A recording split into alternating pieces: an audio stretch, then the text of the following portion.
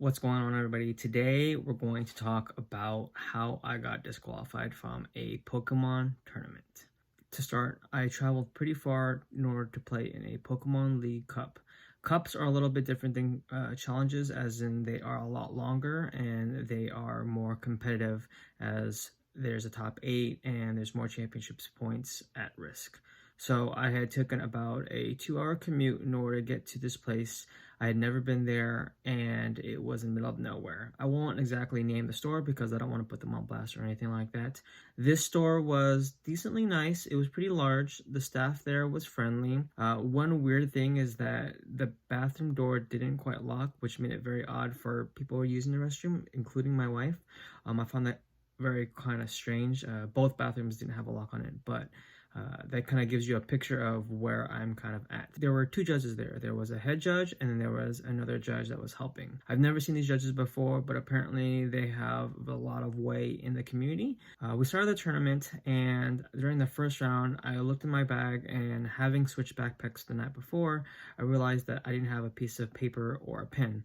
So in the middle of the round, I had asked the judge, "Hey, can I get a piece of paper and a pen, please? I forgot to have mine." The judge at this point in time, and this is the head judge, looked at me with like a stern face and was like, "Players are supposed to be responsible for their own equipment. They're not supposed to be asking for that kind of stuff." From playing tournaments both in Magic and Pokemon, I have never ever had an issue with asking for a pencil and paper. If they didn't have it, they just said, "I'm sorry, we don't have any." But the way that this judge kind of remarked to me, it kind of rubbed me the wrong way. But given it was the first round, I tried not to let it get to me, but I could have seen this as kind of like a foreshadowing of what was later to come. As for the tournament went fairly decent. I won the first round, and then I lost the second round, and essentially it was put me in a position where I had to win out the next 4 or 5 rounds in order to make it top 8, which I ended up doing. And I was in my last match. It was essentially a winning into top 8. My opponent came to the match a little late, I'd say about a minute or two, which will play a factor into this situation. Our match came to time, and the head judge at this time was sitting down because he was waiting for matches to finish. We were in turns, and my opponent was taking their last turn, and then I was going to take the final turn of the game to see who won. My opponent, during his turn, played a GX move that negated all attacks for my next turn, forcing the game into a draw. So at this point in time, I had told my opponent, "Oh, would you like to concede? Because at this point in time, if you hadn't done that attack, I would have won the following turn." And I showed him my line of play, and I had everything in order to win the game. My opponent was listening to me, and then he was like, "Okay, I'm sorry, I didn't understand you. Can you say that one more time?" And I explained the exact same thing over again. I didn't say anything else in a different tone. I just re-explained it to him with the judge right there. After I had done that, and my opponent conceded to me, he was like, "Oh yeah, that makes sense. If I wasn't going to win anyways, if you were going to win, and there's no point of me, taking a spot away from the top 8 if you're going to make it, so sure, I'll concede to you." So we signed the piece of paper and we gave it to the judge. And as soon as the judge got the piece of paper, he immediately went off and was saying that technically you asked twice, and then walked away and didn't really say anything else to me. Everyone's on a standstill for, I guess, deliberation. I didn't even know what the problem was. I thought we were waiting for top 8 announcement. But I'd say about half hour goes by, and essentially what happened was that the head judge and then the side judge had pulled me aside and was saying that they were going to disqualify me. So they said that the reason for disqualification is because I had coerced my opponent into conceding. And I was like, I didn't coerce anyone. I asked if they would like to concede because I was going to win, and we went to time and explained the whole thing over again. And the judge was like, "Yeah, but technically you asked twice." And I'm like, I only asked twice because my opponent didn't hear me the first time. They deliberated again, and then another 15 minutes passed by. Apparently, they had asked my opponent from the last round to stand by in case they needed to do more research, or wanted to ask him questions. So they had pulled him back into the conversation with both judges, and they said, "Can you explain to me what happened?" He explained everything that happened, and it says, "Yeah, this isn't coercion. I don't know where you guys get that from. I don't know who this guy is. He didn't offer me anything. I don't really understand where this is all coming from. But yeah, he can have the win. I don't care anymore. Can I leave now?" He legitimately didn't care. He was just happy that he had gotten that far in the tournament, and he wanted to go home. The judges once again deliberated for like another 15 more minutes and said, "You violated the rules, so we're going to continue to disqualify you. My stance is pretty firm on this. Do you want to say anything? And I said, yes, I would like to see where you are saying that it's not allowed in order for me to ask for a concession. So they pulled at the rule book and they pointed out, and I'll repeat, or it reads in the tournament saying in section 4.5, it says, concessions and intentional draws, players may not ask their opponent to concede. So I read that. I didn't know that was a rule, so that was on my fault. So I told the judge, I didn't know I wasn't able to ask for a concession. Sorry. So what is the penalty for breaking that rule? And the judge said that, well, you broke the rule. Not only did you break the rule, but you coerced your opponent. And I said, I didn't coerce my opponent. I only asked once. He asked me to repeat it. That's kind of stupid if you kind of trying to penalize me because my opponent didn't hear me the first time that I asked. And he goes, well, you shouldn't have asked to begin with. I understand that, I told him, but what is the penalty for just asking for a concession? Because I clearly violated the rules and I admitted it. I go, I didn't know. Please tell me what the penalty is. The judge didn't really have an answer for that because he was expecting, I guess, to disqualify me. So the judges deliberated one more time, and then the side judge came in. She said, you're not supposed to be asking to begin with. I said, I understand that. I have violated the rules and that I wasn't supposed to ask for concession. I don't think asking twice is coercion because my opponent asked me to repeat what my question was.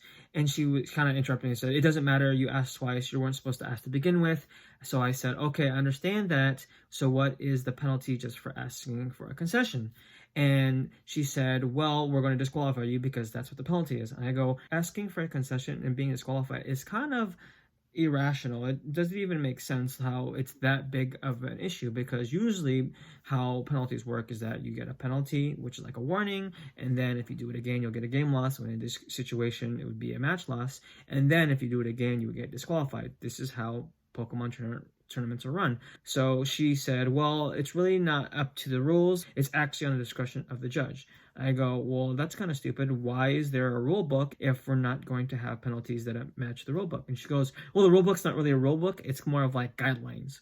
At this point in time, I realized what was going on. We weren't really going to come to a rational decision. It was more of like what they wanted to do and how they feel they wanted to proceed. It was more of, I guess, kind of a power trip, because the fact that they weren't even able to answer my wife's and I's question regarding the situation in order to get clarification of what exactly the rules are, they were just saying, oh, the rules aren't really rules, they're just guidelines. The judge kind of has a call. Well, in that case, what's the point of having a rule book if the judges are just going to make their final call anyways? It kind of leaves very big discrepancy and rationality of, whatever the judge wants to do, they can do, which I think is frankly just kind of stupid. So in the end, they discussed with yet another judge that happened to be there, and the final verdict was that they weren't going to disqualify me, but they were going to give me a game loss, which I guess that makes sense because they really want to disqualify me instead of just giving me a warning and this all would have been done with. But they gave me a game loss, which ended up a match loss and put me out of top 8, which actually put me in the top 16, which still qualified me for points. I think the reason why they gave me a game loss instead of disqualifying me to begin with is because I guess they felt kind of bad that they were going to send me home with no championship points if I get disqualified. So essentially playing an 8-hour tournament for nothing would have just been useless for me, I guess.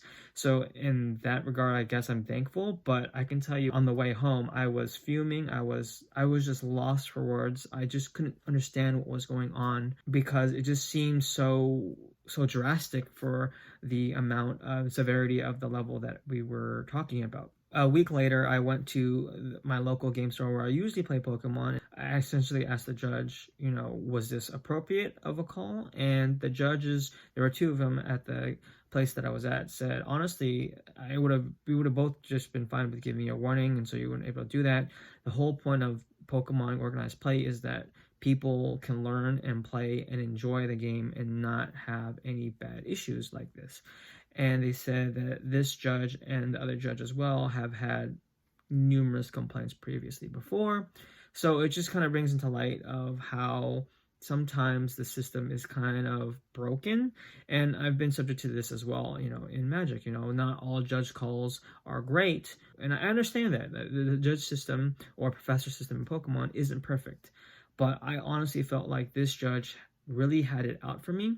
And the reason I say that is that I've played a couple more tournaments, like bigger tournaments, say such as regionals, where I'm at a top table and this judge has multiple times sat down next to me to watch my game intently, watching every single thing I do. And it may seem a little paranoid, but every single major tournament that I've been to, I can tell you I have seen that judge and they've watched my games whenever I'm at top table, because it looks like they're looking for a reason to give me a judge call or something like that.